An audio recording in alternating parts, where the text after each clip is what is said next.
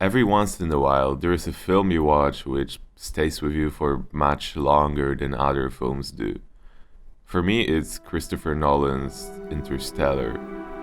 I find it to be a masterfully crafted film which neatly interweaves the plot itself with scientific realism, striking cinematography, and an otherworldly score.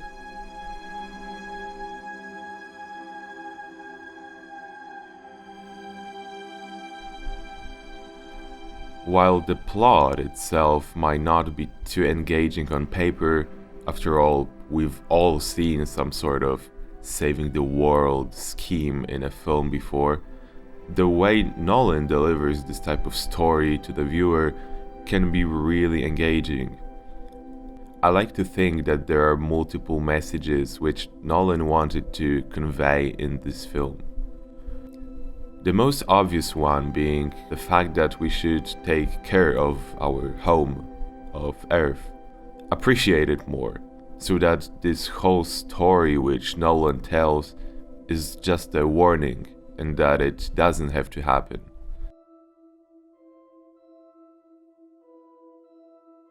Love, a force, an emotion which makes us human.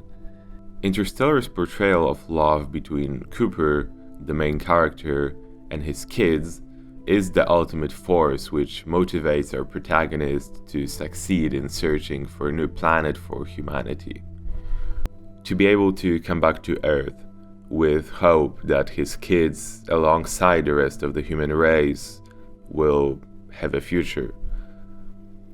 It's this very emotion that makes him travel amongst the mysterious vastness of the universe to find hope. He sacrifices his time spent with his kids on Earth for the greater good of the world, also including them. If we think about it, this world, our planet, our lives, don't have an upper purpose. Our life is meaningless, only until we ourselves give it our own meaning. And love is definitely one of these things. We live when we love, when we share our precious and limited time with somebody. And I think Nolan wants us to appreciate more what we might take for granted.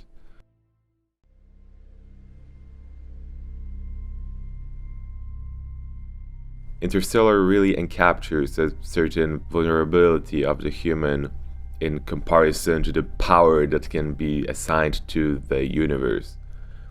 Nolan, alongside brilliant cinematographer Hoytema, might want to evoke something along the lines of an existential crisis, not to make us depressed, but to experience the sublime, build respect for the world we live in. It's an opportunity to take a step back from everyday life, to experience what's invisible to the naked eye. Watching this film and reflecting on it afterwards is a meditation of sorts. It's as if this film is a tool crafted to evoke all these various emotions. The scientific concept of time dilation is what makes Interstellar so special. It's a principle predicted by Einstein's theory of relativity, that intervals of time are not absolute but are relative to the motion of the observers. In the film, this phenomena takes place when the main characters land on Miller's planet, which is close to the gravitational field of a black hole, thus dilating time in its proximity. The first time you watch the film, it might be extremely interesting or most likely really confusing. In both cases, however, I think it piques the viewer's curiosity even a little bit. Any doubters who might undermine the reality of the events mentioned can be surprised when they learn that the film is more or less accurate with current scientific knowledge. It's thanks to Kip Thorne, a physicist who helped create the film. I will come back to him later. Time dilation in Interstellar creates a real issue. The astronauts come back to Earth much older than they were when leaving the planet. It reminds me of Stanisław Lem's book Return from the Stars, where time dilation affects our protagonist. He comes back to Earth much older, while the world around him is totally different. It might be just another valid point that not even interstellar but interplanetary travel can cause complications of astronaut adaptation and resocialization once they're back on Earth.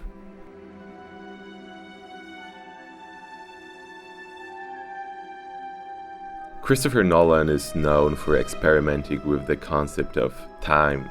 In Memento, it involves unique film editing and delivering the film in an unconventional way.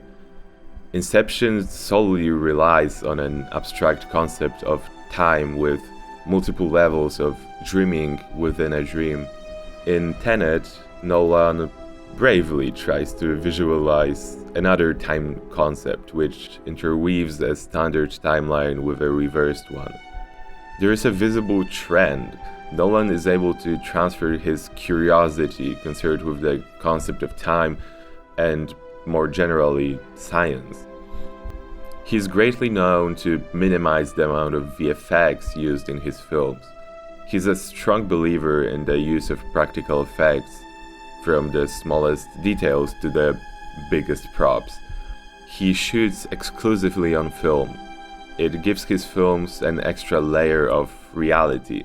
They're not overly digital, over-sharpened, with a perfect and natural level of dynamic range, making the cinematography often seem like a painting. The last few films he had shot exclusively with cinematographer hoytema. I would assume they get along pretty well.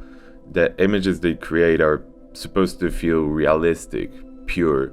They're not supposed to be overdone and too artistic. They are well balanced, natural, which for the purpose of Interstellar works really well. Nolan is also known to have worked with Hans Zimmer, a brilliant music composer whose score for Interstellar had become an iconic masterpiece which smoothly and perfectly fits the visual and storytelling aspects of the film. The score can be incredibly subtle, and in a blink of an eye leap into a powerful and thrilling scream of pipe organs. Brand Doyle, back to the Ranger now. We're not leaving without her data. Christopher Nolan definitely has his own unique style. Obviously, nobody can make a film by themselves, and he's no exception. In fact, he's extremely open to learn new things. He is curious. That's what can be read in Kip Thorne's book, The Science of Interstellar. In fact, the general idea for Interstellar was, in fact, Thorne's. Or more precisely, he was the co-author of putting such scientific concepts into a movie. It first reached Chris Nolan's brother, Jonathan Nolan, who took care of the script while Steven Spielberg was supposed to initially direct the film. All of that was happening already in 2006, 8 years before the film's release. But as problems arose, things changed and Spielberg backed out of the project. Thankfully, Jonah's brother, Chris, knew the script pretty well. After all, they were brothers and always worked together. Chris hopped into the project as the director. This story from Thorne's book is really fascinating, and it just goes to show that the process of filmmaking is often a story in itself.